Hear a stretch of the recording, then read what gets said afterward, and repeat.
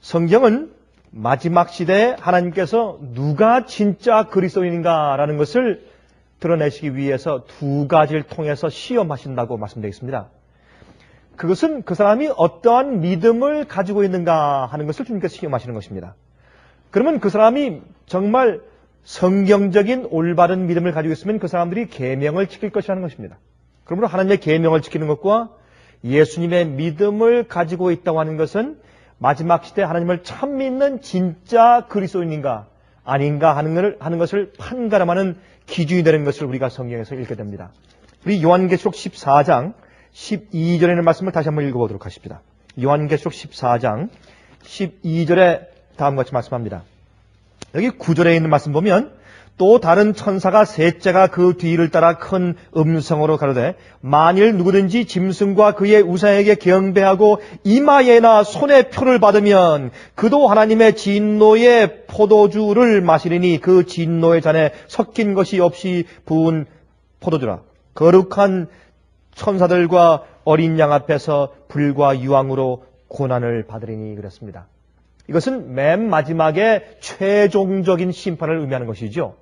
여러분, 심판은 언제 완전히 끝나느냐 하면 천년기가 지난 다음에 악인들을 부활하시는 둘째 부활이 있을 때 주님께서 드디어 온 우주에, 다시 말해서 천사들과 타락하지 않은 그런 존재들과 또한 타락한 모든 인류들이 아담부터 시작해서 예수께서 재림하실 때까지 태어난 모든 사람들이 전부 다 모여서, 다시 말해서 한 자리에 한 시간에 한 환경 속에 이 지구 주위에 온 우주가 전부 다 내려와서 함께 모여서 이제 하나님께서 정식적으로 맨 마지막에 심판해서 죄와 마귀를 이제 주님께서 완전히 없애버리시는, 불로 태워 없애버리시는, 불로 태워 없애시기 전에 온 우주 앞에서 하나님의 공의로움이 옳다고 하는, 주님의 심판이 의롭다고 하는 그 심판을 최종적으로 끝내신 다음에 그 다음에 주님께서 이제 모든 피조물이 마귀까지 포함돼서 맨 마지막에 하나님이 옳다고 그렇게 그들이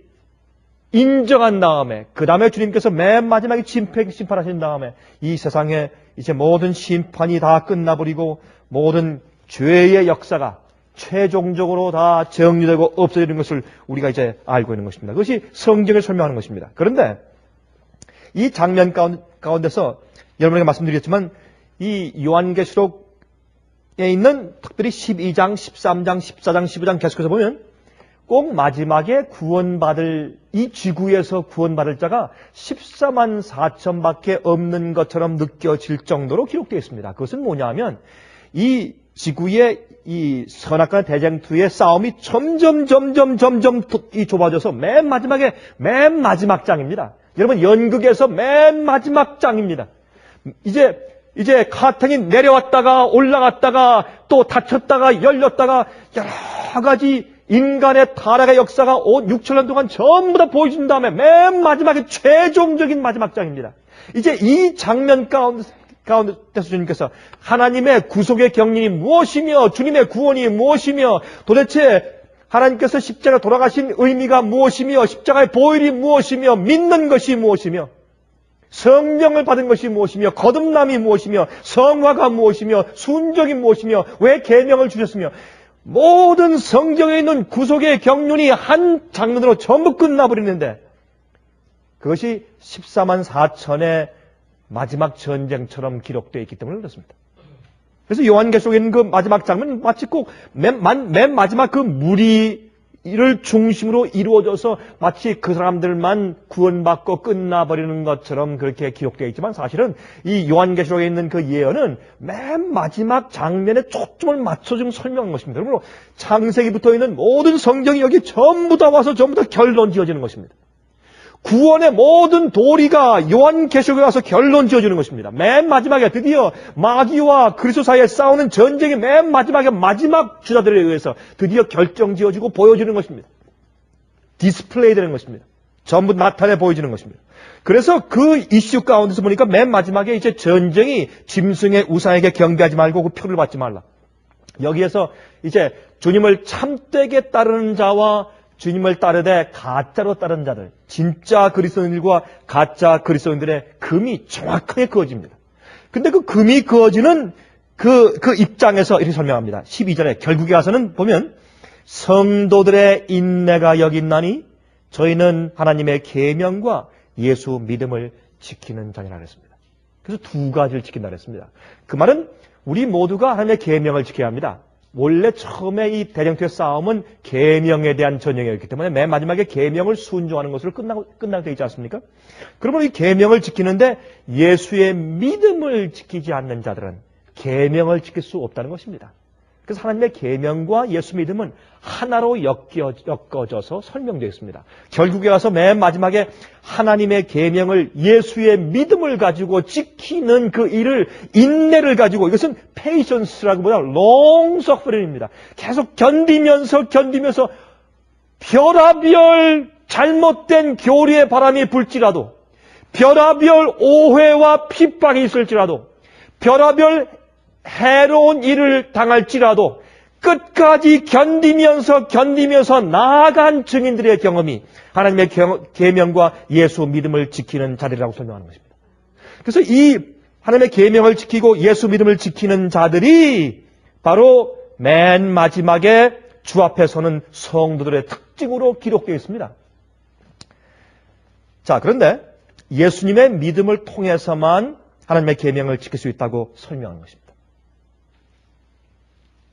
우리가 이 말씀은 좀 뺍시다. 더 이상 이제 언급하지 마십시다. 계명을 온전히 지키는 일이 가능한가? 성경은 가능하다고 수십 번, 수백 번 강조합니다. 쉽게 얘기해서 우리가 계명을 온전히 지킬 수 없다면 첫 번째 우리에게 계명을 주신 이유가 무엇입니까?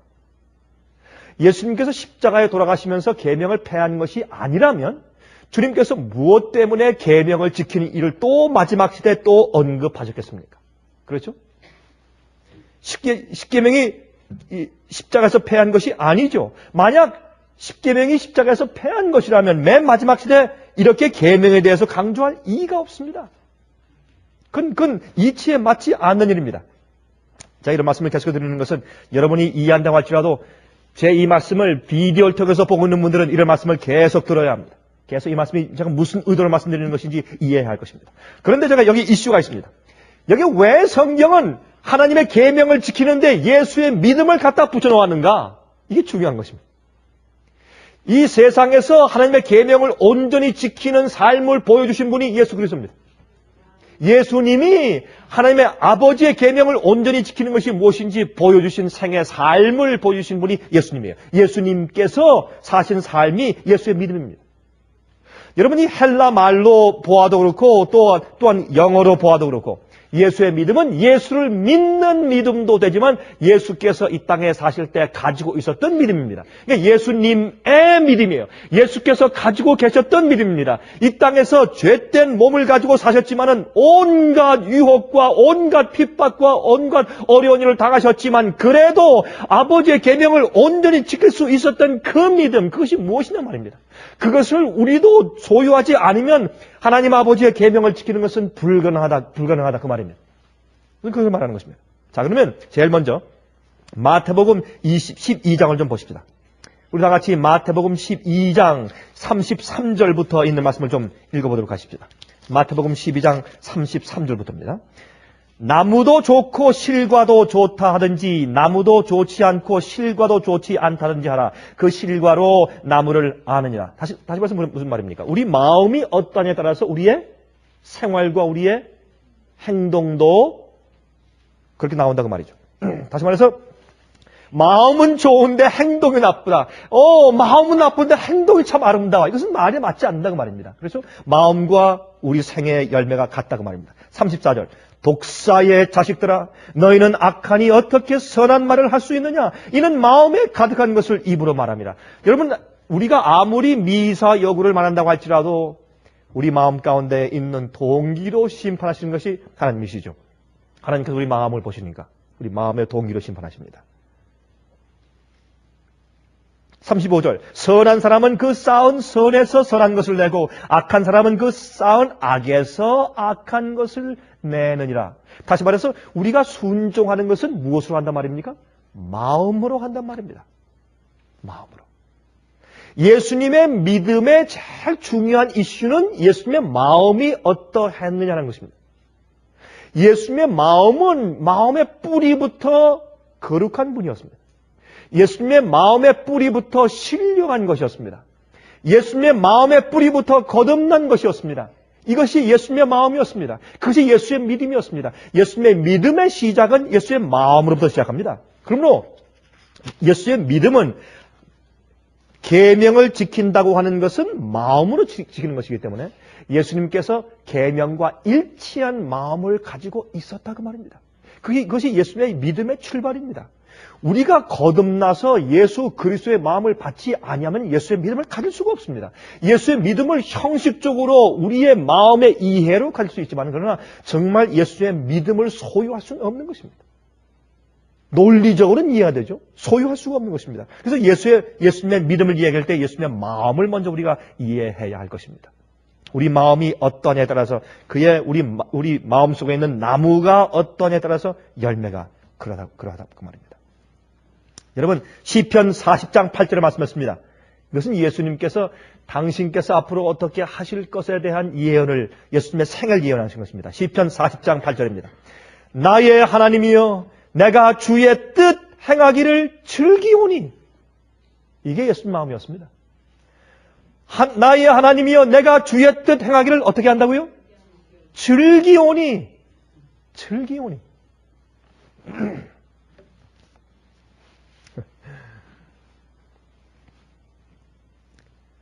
여러분 주님의 뜻 행하시기를 즐겨 하십니까? 즐겨 한다는 것은 이건 정말 마음의 일입니다. 그렇죠? 같은 장소에 가는데 애인과 데이트하러 간다 그러면 그렇게 즐거운데 같은 장소에 가는데 부모님의 손을 의지해서 억지로 어디 가면 참 싫은 경우도 있어요. 특히 어릴 때 그렇죠? 젊을 때. 참 우리가 이 아이들을 키워보니까 말이죠.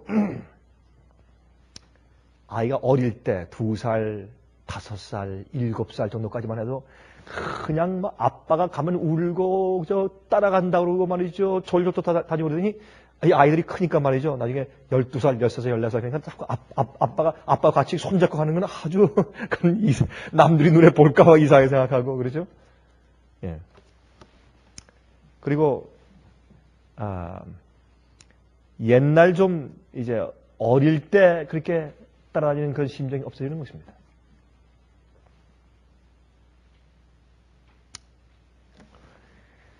여러분 우리가 하나님의 일을 하고 주께서 하라는 것을 하고 예배하고 말씀을 읽고 기도할 때 주의 뜻을 행할 때 우리 마음 가운데 즐거워서 하는 것. 그 이유가 있습니다. 보세요. 나의 하나님이여 내가 주의 뜻 행하기를 즐기오니 주의 법이 나의 심중에 있나이다. 다시 말해서 예수님의 마음은 하나님의 계명을 너무 좋아하기 때문에 그 계명과 예수의 마음이 일치하기 때문에 계명을 범하는 사람과 같이 앉아있으면 불안해서 있을 수가 없어요. 그러므로 예수님께서는 계명을 지키는 하늘의 분위기 속에서 그렇게 즐겁고 감사한 겁니다. 예수님께서 이 땅에 오셔서 죄를 범하고 계명과 불일치한 그런 인간 속에 사실 때 예수님께서 얼마나 힘들었겠어요. 예수님께서 이 땅에 사실 때 고통당하신 가장 큰 고통은 십자가의 고통이 아니라 사람들이 마음대로 주의 법을 어기고 잔인하게 죄된 상태에서 살고 있는 그 모습을 보는 것 자체가 예수님께 그렇게 큰 고통이 되었습니다. 예수님은 법을 범하는 사람들을 보는 그것이 가장 큰 마음속의 고통이었어요.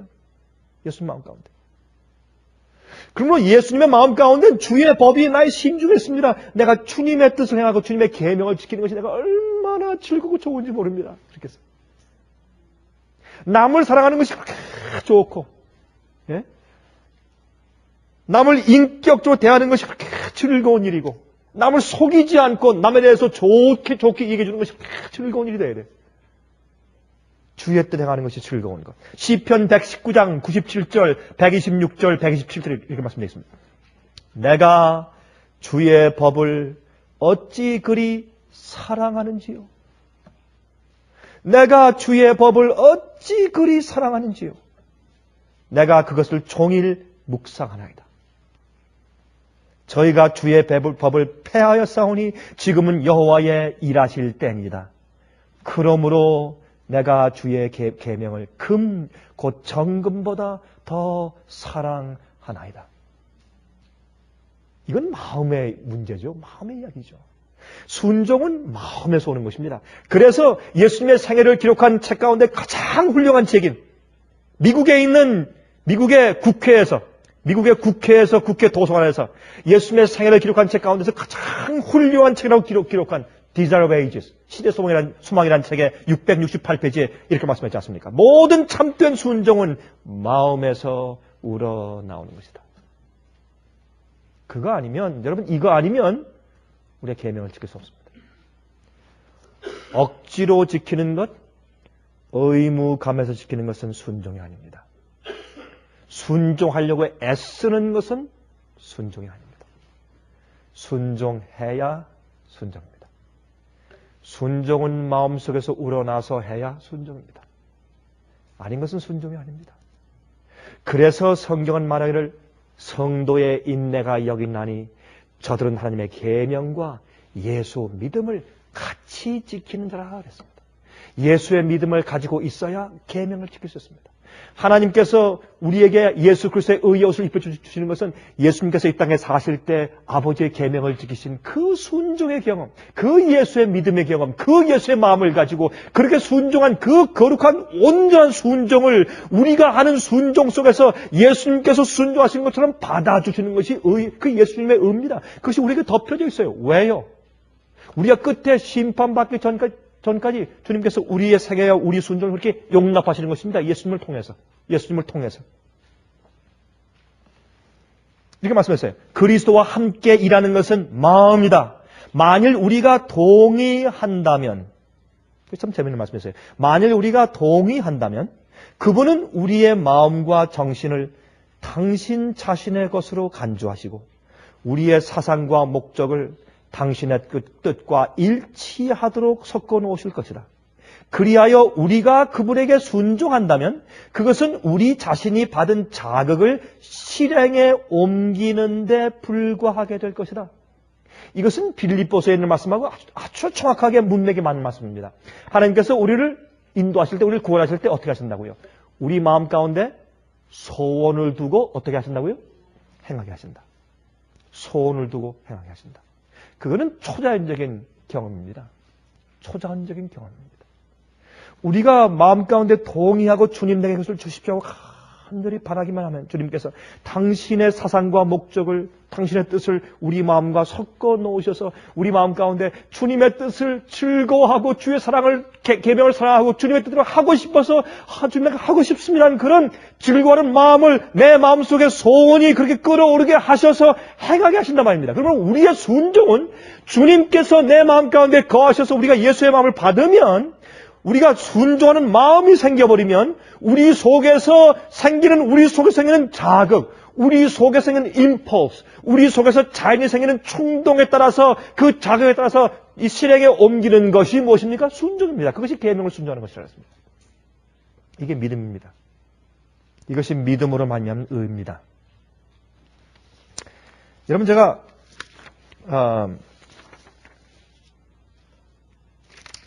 우리가 여기서 한 가지 좀 이해하고 좀 지나갈 것인데, 그것은 뭐냐면 여기 정노의 계단에 있는 말씀을 좀 읽어드려야 할 텐데. 자, 이 말씀을 읽기 전에 로마서 5장 5절에 다음 같은 말씀이 있죠. 로마서 5장 5절에 제가 인용을 많이 하고 좋아하는 말씀 가운데 하나가 로마서 5장 5절입니다. 소망이 부끄럽게 아니함은 우리에게 주신 성령으로 말미암아 하나님의 사랑이 우리 마음 가운데 부음바 됨이니. 여러분, 성령을 받는다고 하는 것은 마치 어떤 이상한 성령의 분위기를 받는다는 뜻이 아니라 그래서 오늘날 이 교회 안에 거짓 성령 운동이 그렇게 많습니다. 그것이 아니고 소망이 부끄럽게 아니하면 우리에게 주신 성령으로 말미암아 하나님의 사랑이 우리 마음에 부음바 됨이니. 그래서 하나님의 사랑이 우리 마음 가운데 부음바 되면 우리가 주님의 마음을 갖는 것입니다. 그래서 하나님의 의는 하나님의 사랑입니다. 하나님의 사랑이 우리 마음 가운데 생길 때 주님의 의가 생기고 그것은 주님의 계명을 사랑하게 되고 좋아하게 되고 주님의 뜻을 행하는 것이 즐겁게 되고 순종하게 됩니다. 빌립보 1장 6절과 또한 2장 12절 13절 너희 속에 착한 일을 시작하신 이가 그리스도 예수의 날까지 이루실 줄을 우리가 확신하노라. 그러므로 나의 사랑하는 자들아 너희가 나 있을 때뿐 아니라 더욱 지금 나 없을 때에도 항상 복종하여 두렵고 떨림으로 너희 구원을 이루라. 너희 안에서 행하시는 이는 하나님이시니 자기의 기쁘신 뜻을 너희로 소원을 두고 행하게 하시니라. 여러분 모르겠습니다. 저는 오늘 아침에 전체 마음 가운데 여기 있는 이 프레이즈가 얼마나 간절한 소원이 되는지 모르겠습니다. 여러분들은 모르겠습니다.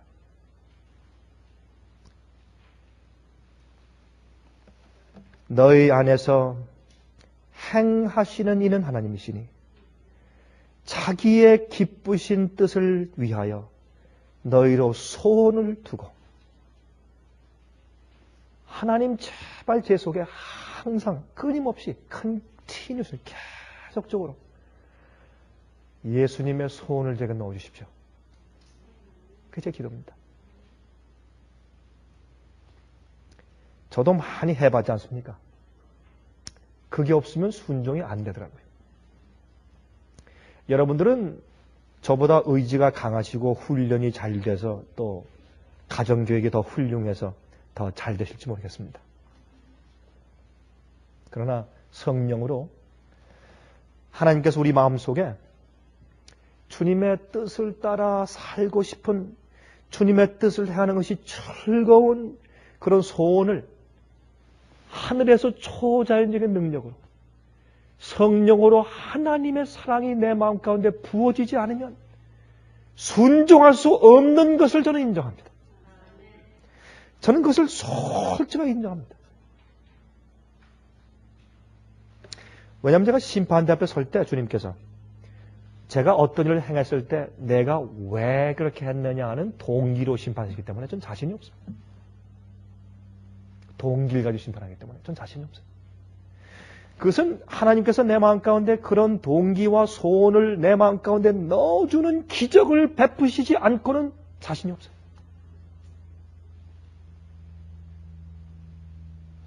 용서도요. 하나님께서 용서할 마음을 안 줘보십시오. 여러분 용서할 수 있나? 100번, 10,000번 용서하겠다고 마음 먹어보십시오. 용서가 되는가? 그런데요. 용서는 하나님의 사랑을 보면 용서하는 마음이 생기게 되어 있습니다. 그래서 용서하는 마음을 예수님께서 설명하기 위해서 그 빚을 탕감해준 한 부하에 대해서 예수님께서 설명하지 않습니까? 큰 3,000만 불의 빚을 탕감해줬어요. 거기는 그 이야기를 현대 돈으로 환산하면 3,000만 불이에요. 한 3,000만 불. 지금 현대 돈으로 3,000만 불은 여러분과 제가 평생 동안 일해도 갚을 수 없는 불가능한 얘기죠. 그 사람이 그걸 갚을 수 있는 유일한 길은 용서밖에 없으니까 그래서 용서해 준 거예요. 우리를 용서해 주시는 이유가 있어요. 우리가 잘못한 것을 우리 스스로 해결할 수 있다면 주님께서 용서할 필요가 없죠. 우리를 구원하시고 우리가 지은 죄를 우리가 해결할 수 있는 유일한 길은 용서밖에 없으니까 주님께서 용서해 주신 거예요. 그거밖에 길이 없으니까. 용서해 주니까 이 사람은 나가다가 자기한테 빚진 30불 빚진 사람 자기 친구를 목을 딱 잡고 지금 갚으라. 좀 참아주십시오. 좀 참으면 갚을 수 있죠. 당장 갚으라. 지금은 없습니다. 감옥에 가뒀습니다. 그걸 보고 그 얘기를 듣고 왕이 분노해서 다시 불러와라. 내가 너에게 이렇게 큰 것을 탕감해 주었는데 내가 30불 가지고. 그래서 용서는요. 하나님께서 노하신 입장에 있는데 우리가 회개함으로 우리가 어떤 것을 회개하고 갚아주고 누구한테 용서를 구하고 이렇게 함으로 노하신 하나님의 마음을 풀어드리는 것이 아니죠. 죄를 지었을 때 죄를 지은 것 때문에 하나님이 노하신 것이 아니라 지은 죄가 우리 마음에 문제를 일으킨 겁니다. 우리 마음속에. 그래서 용서가 필요한 것은 하나님이 아니고 우리예요.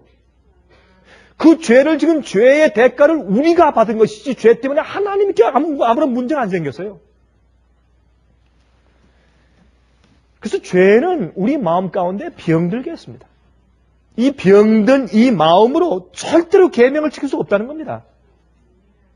그게 안 된다는 겁니다. 제가요, 한 번은 말이죠, 정말 괘씸한 사람 보았어요. 정말, 제가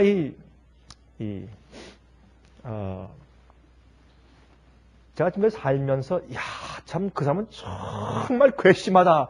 그런 사람들이 별로 제 기억에 남는 사람들이 별로 없어요. 그런데 한 사람은 있어요. 한 사람은. 근데 그 사람이 한국 사람이 아니에요. 외국 사람이에요. 근데 참 사람이 어쩌면 그렇게 의리도 없고 저렇게 괘씸할 수 있을까, 사람이. 이제 그런 느낌을 제 마음 가운데 갖게 한 사람이 있습니다. 근데 저는 이 한국 사람들에게도 시달림을 좀 받았지만 제가 한국 사람에 대해서 제 마음 가운데 맺힌 사람은 지금 한 명도 없습니다. 그 참 하는 게 감사해요. 정말 없습니다. 전혀 없어요. 생각해 내려고 애를 써도 없어요. 어떤 분들은 저한테 와서 그런 사람도 있어요. 아유, 목사님 그때 그 경험하실 때 얼마나 힘드셨겠어요. 근데 무슨 말씀 하시는 거예요? 언제요? 더 이상 기억이 안 나기 때문에. 사람의 마음이 세월이 지나면 세월이 약이라고 하지만 그래서 그렇겠지만 아마 저는 그런 데서 마음에 남은 것이 별로 없어서 그랬던 것 같습니다. 이게 주님의 은혜죠. 근데 제가 제 마음 가운데 참 정말 괘씸하게 여겨졌던 한 외국 사람 한 사람이 있습니다. 근데 제가 그 사람하고 같이 이제 같이 이렇게 대화를 하고 있는데 여러 사람들이 그 주위에 있었는데 제 마음 가운데 자꾸 그 사람을 볼 때마다 무시무시 올라와요. 이렇게. 한번 내가 버릇을 좀 고쳐줘야 할 텐데 저 어떻게 할까? 한번 우리 한국말로 버르장머리를 좀 고쳐줘야 할 텐데 저 어떻게 할까 하는 생각이 자꾸 그 사람만 보면 올라와요. 제가 하나님 주 앞에 기도했어요. 하나님, 예수님께서 이 땅에 사실 때 참 사람을 사랑하셨는데 지금 예수님께서 가졌던 그 마음의 분위기를 내 마음 가운데 주시지 않으면 난 절대로 이 사람 사랑할 수가 없습니다. 정말 뭐 하지도 않았는데 괜히 미운 사람이 있다 그러죠? 그렇죠? 근데 이 사람은 꼭 그런 사람이에요. 아주 얄미운 사람이에요. 하는 짓이. 도무지 제가 이렇게 예쁘게 봐주기 어려운 사람이었어요. 근데 제가 참 감사한 경험을 했기 때문에 말씀을 드리는 겁니다. 하루는 기도했어요, 하나님께. 그 사람이 이렇게 말하고 있는 모습을 가만히 지켜보면서 제가, 그러나 전 목사인데, 그렇잖아요? 또 머리가 하얀 목사인데, 그 앞에서 화를 낼 수 있어요? 그러면 안 되죠. 체면이 있는데. 제가 지금 그 사람을 용서하고 친절하게 잘 대해주는 것은 제 체면 때문에 하는 것이지, 내 마음 가운데 용서의 정신이 있어서 하는 것은 아니에요. 그게 우리예요, 여러분. 많은 경우에 우리가 형제 자매들에게 우리가 하고 있는 우리의 멋있는 태도가 정말 용서해서 하는 것이 아니에요. 우리의 체면 때문에 하는 것이지. 우리가 그들에게 나쁜 성질로 얘기하고 우르락부르락하고 싸우고 이렇게 말을 내뱉으면 우리의 체면이 어떻게 되겠어요? 많은 경우에 그리스도의 방정한 삶은 우리의 체면 때문에 하는 것입니다. 그게 사실이에요.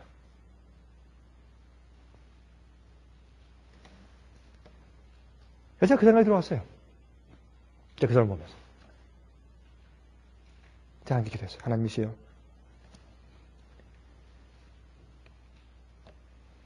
믿음으로 말미암는 의라는 것은 하나님, 주께서 말씀하신 것처럼 믿음으로 말미암는 의, justification, 칭의의 경험은 뭐냐면 우리 인간의 영광을 땅속에 티끌 속에 파묻어버리고 하나님께서 내 속에 들어와서 역사하시는 것이 믿음으로 말미암는 의입니다. 그게 칭의인 것을 내가 기억합니다. 그게 성령의 정의입니다. 인간의 영광, 내 자랑, 내 공로, 내가 뭐 하려고 하고 싶은, 뭐 하려고 하는 것들, 또 내가 뭐 이루었다고 하는 것들, 이런 것들 전부 다 티끌 속에 묻어버리고, 하나님 난 안 되고 할 수 없으니 주님의 역사를 내 속에 보내주십시오. 그러면 내가 주님 순종할 수 있습니다. 그걸 뼈저리게 느낄 때, 그때 가능하다. 그래서 주님께 하나님,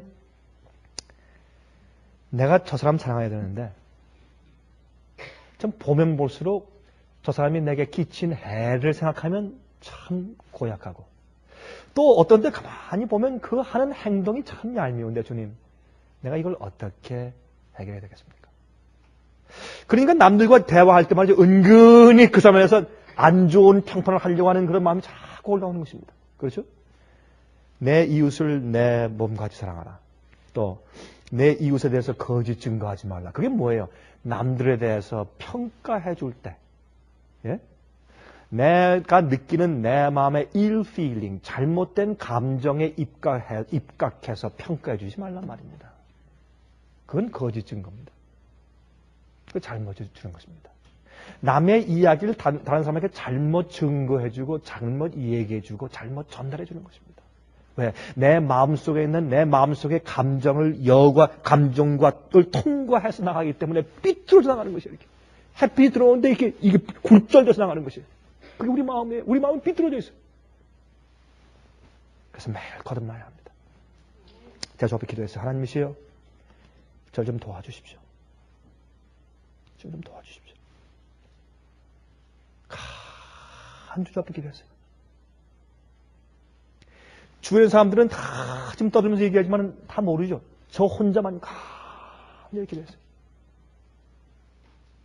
하나님만 아시게. 그러고 나니까 제 마음속에 이상한 동기가 솟아올라와요.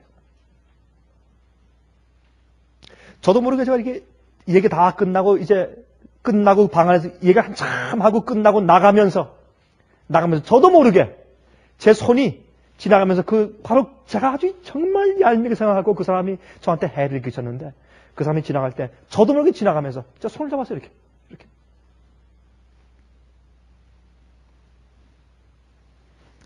제가 말하지 않았어요. 저도 모르게 지나가면서 손을 잡았어요. 이렇게. 그건 위에서 내려온 역사지 제 마음속의 용서가 아닙니다. 그게 예수의 마음이에요. 예수의 믿음은 뭐냐면 하나님의 마음을 가지고 그 계명과 똑같이 일치하는 마음을 가지고 있기 때문에 계명을 지킬 수가 있는 거예요. 순종은 마음속에서 우러나오는 것이에요. 주님께서 우리 속에 소원을 부시고 그 소원이 충동되어서 행하는 것이 순종이에요.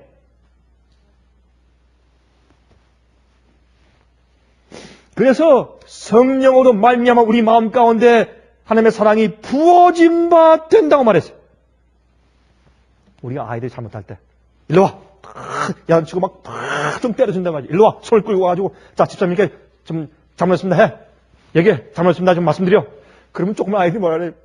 얼굴이 시뻘겋고 막 이렇게 부어있어요. 눈물 흘리면서 잘못했어요. 다시 잘 말씀드려. 잘못했어요. 그게 억지로 시키죠. 그게 무슨 잘못하는 마음 가운데 절대로 잘못하고 하겠다는 했습니다 말을 하고 싶은 마음이 없죠.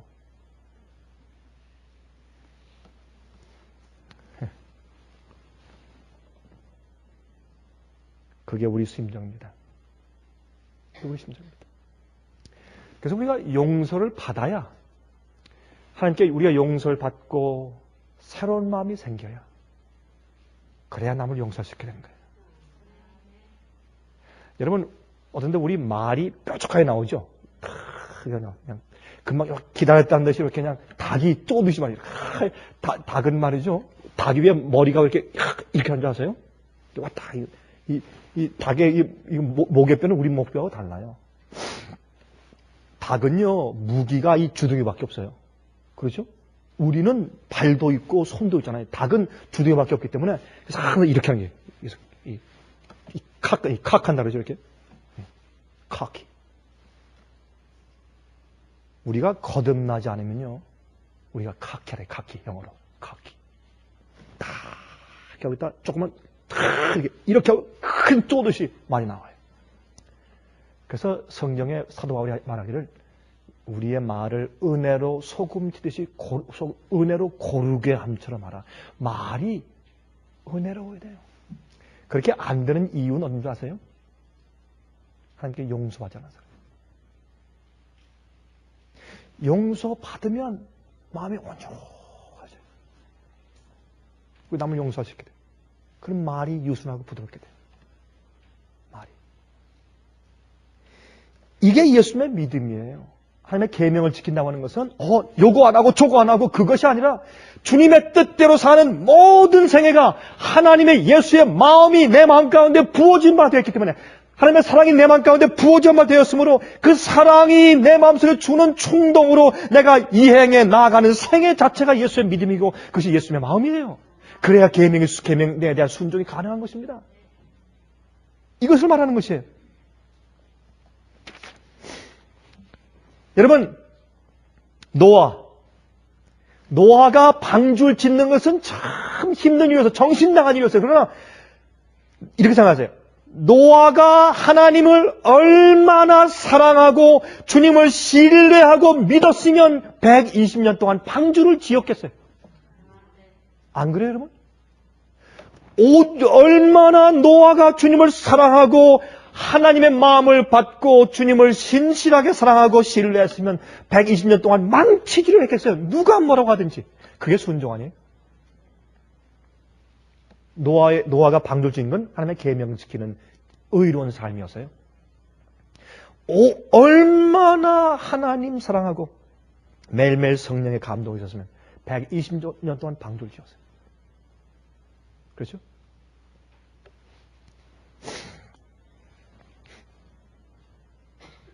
여러분, 가늠한 여인에게 예수께서 말씀하기를 나도 너를 정죄치 아니하노니 막 돌이 날라올 줄 알고 그냥 다 죽은 듯이 있는데 모세의 법에 의하면 이렇게 이런 자는 현장에서 붙잡힌 자는 돌로 쳐 즉시 죽이라고 했는데 예수여 당신은 뭐라고 하십니까? 의를 가르치시는 죄가 없으신 하나님의 아들 다윗의 자손 메시아 예수께서 당연히 율법을 높이러 오신 예수님께서 당연히 돌로 치라고 하셔야죠. 돌로 그런 자는 치라고 말씀하신 그 법을 주신 그 예수께서 나도 너를 정죄치 아니하노니 가서 다시는 죄를 범치 말라. 그 얘기를 들었을 때 가서 죄를 범치 않을 마음이 생긴 겁니다. 한번 들어보세요. 정노의 계단 26페이지라는 말씀이 있어요. 정노의 계단 26페이지.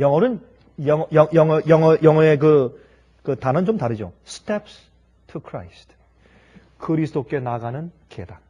첫 번째 계단이 회개죠. 근데 회개를 우리가 잘못 생각하죠. 많은 경우에. 이렇게 생각합니다. 많은 사람은 바로 이 점에 있어서 실패하여 그리스도께서 저들에게 주시기를 원하시는 도움을 받지 못한다. 저들은 먼저 회개하지 않으면 그리스도께 나갈 수 없다고 생각하는 동시에 회개는 저희 죄의 사유를 받게 하는 준비라고 생각한다?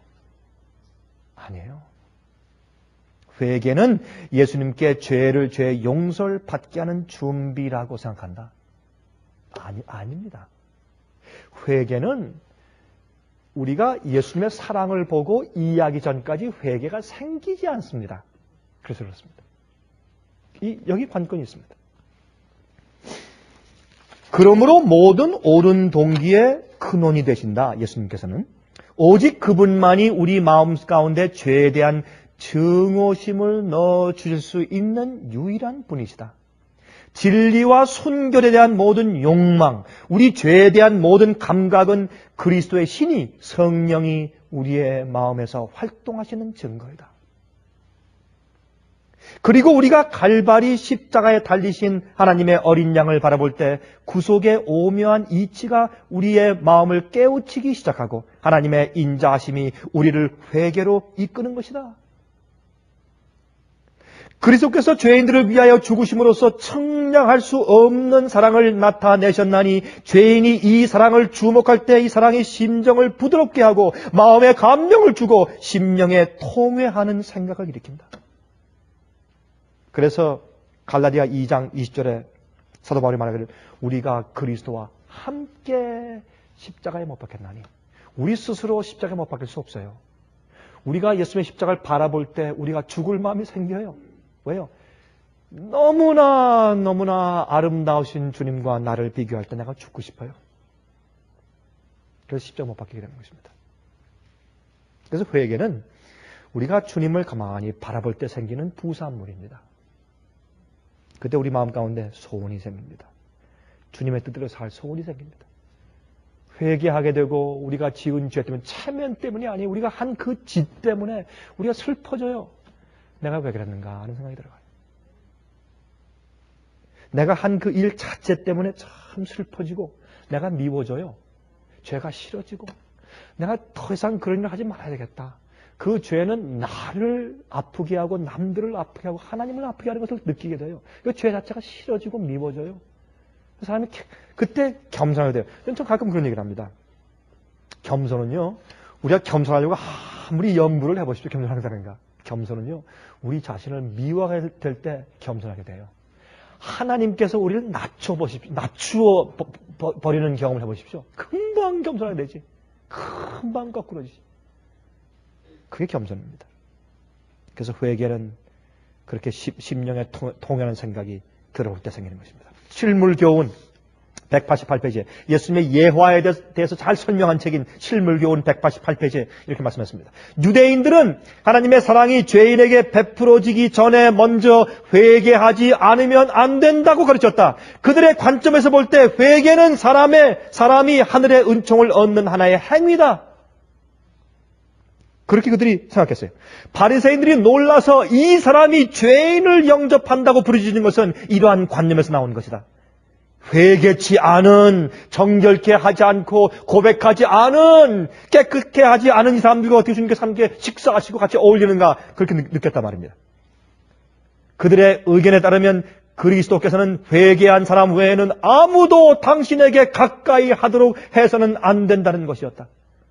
그러나 그리스도께서 이런 양의 비유를 통해 가르치고자 하시는 것은 구원은 우리가 하나님을 찾아감으로 얻는 것이 아니라 하나님이 우리를 찾아오심으로써 얻는 것이라는 것이다. 여러분 이 아멘 안 하세요? 아멘 하실 마음 없어요? 이 말씀에 다시 읽을까요? 이처럼 파워풀한 말씀이 어디 있어요? 우리 다 알지만은 다시 읽겠습니다. 그러나 그리스도께서 이런 양의 비유를 통해 가르치고자 하시는 것은 구원은 우리가 하나님을 찾아감으로 얻는 것이 아니라 하나님이 우리를 찾아오심으로써 얻는 것이라는 것이다. 그게 구원입니다. 회개도 그런 것입니다. 회개도. 우리가 예수님을 바라볼 때 회개가 생기는 것입니다. 회개는 예수님의 십자가를 바라볼 때 생기는 부산물입니다.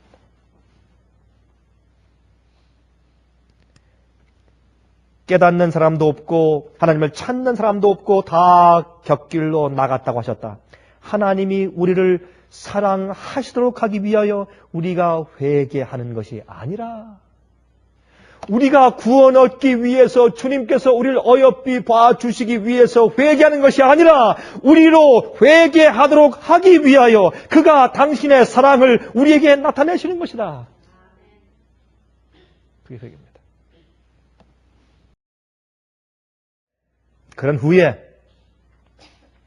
그런 회개를 통해서 하나님의 계명과 일치된 마음, 예수의 마음을 받은 다음에 그 마음을 계속 유지해 온 생활이 예수의 믿음입니다. 예수님은 태어날 때부터 그런 마음을 가진 분이요. 그 마음을 끝까지 유지해서 하나님 아버지의 계명을 지키는 삶을 사신 것이 예수의 믿음이었습니다. 예수의 믿음은 그러므로 하나님 아버지를 온전히 의지했습니다. 아버지 없이는 혼자서는 아무것도 못한다고 했습니다. 나는 아버지를 떠나서 아무것도 할 수 없다고 했습니다. 그것이 예수의 믿음이었습니다.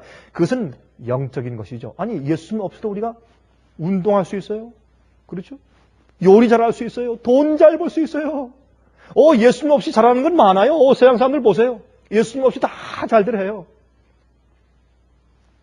내가 아버지 없이는 나 혼자서 아무것도 할 수 없다는 말씀을 예수님께서 여러 번 강조해서 이것은 영적인 생활을 말하는 것이에요. 예수님 없이 우리가 밥 먹을 수 있어요? 그걸 말하는 거 아니에요. 예수님 없이, 아버지 없이는 우리가 영적인 것 아무것도 할 수 없는데 그것은 뭐냐면 계명을 지킬 수 없다고 말이에요. 그게 예수의 믿음이에요. 예수님께서 이 땅에 사실 때 마귀와 싸우는 전쟁에서 아버지 없이는 하나도 승리할 수 있는 것이 없어요. 이길 수 있는 것도 없고 아무것도 할 수 없어요. 예수님은 어린아이처럼 아버지를 온전히 신뢰하고 사셨습니다. 그것이 예수의 믿음입니다. 그럴 때 우리가 하나님의 계명을 지킬 수가 있습니다. 그것이 계명을 지킨 생애입니다. 여러분 보십시오. 마르다가 믿음을 표현했죠. 예, 압니다. 내가 주의 말씀을 믿으면 무엇이든지 가능한 것을 내가 믿습니다. 내 오빠가 부활의 날에 일어날 것을 내가 믿습니다. 그렇게 믿음을 나타냈다가 마리아에게 가서 빨리 저 무덤문을 열라고 하자. 주님 그렇게 하지 마십시오. 지금 썩었습니다. 나흘 동안 썩었습니다. 냄새납니다. 열지 마십시오. 믿음과 불신이 동시에 표현됐습니다. 그것이 우리입니다. 베드로 물 위를 걷다가 또 빠졌습니다. 같은 날. 그렇죠? 그게 우리입니다. 엘리야 같은 날 하늘에서 불이 내려오는 경험을 했다가 여자 한마디에 그냥 주량나기를 쳤습니다. 도망갔습니다. 같은 날. 그게 우리를 말합니다. 모세. 이 세상에서 가장 온유했던 모세가 자기의 오념을 잃고서 그 실수함으로 가나안 땅에 들어가지 못합니다. 우리를 상징합니다. 여호수아 여리고성을 크게 무찌른 다음에 그 다음에 아이성에서 대패합니다. 이런 기록이 성경에 왜 있습니까? 예수의 믿음을 가르치기 위해서. 예수님 생애 가운데는 그런 게 없었습니다. 예수님 생애 가운데 올라갔다가 내려온 것이 없었습니다. 맨 마지막 시대에 올라갔다가 내려오고 올라갔다 내려오는 그런 경험을 맨 마지막 시대도 하면서 가는 것이 아닙니다. 은혜의 시간이 끝나면 하늘에 중보자가 없다고 했습니다. 그런 자들은 하나님의 믿음을 배워야 합니다. 예수님의 마음이 그들 속에 있습니다. 계명과 그들 마음의 성격이 똑같습니다. 하나님 아버지의 뜻을 행하는 것이 즐거운 사람들입니다. 그 다음에 그들은 끊임없이 하나님 아버지 예수님의 능력과 성령만 온전히 의지해서 사는 법을 배운 사람들입니다. 그런 사람들이 하나님의 계명을 지킨다고 성경은 설명하는 것입니다. 하나님의 계명과 예수 믿음을 지키는 자들이라.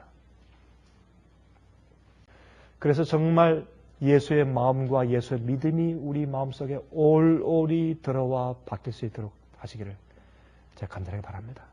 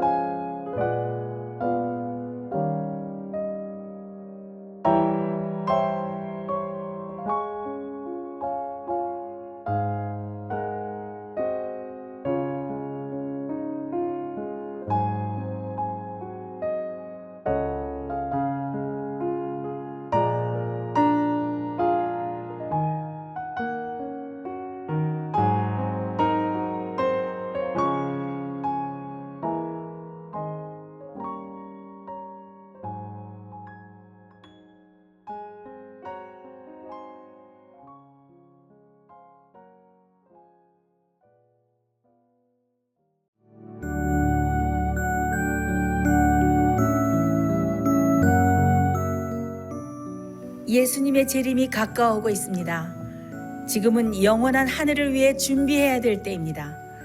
머지않아 우리의 재물은 아무 쓸모없는 것이 되고 말 것입니다. 하나님께 은혜를 받으셨다면 받으신 축복을 생애의 빛 복음 사업을 위해서 나누지 않으시렵니까? 헌신하시는 성도님들의 손길에 하나님께서 후히 갚아주실 것입니다.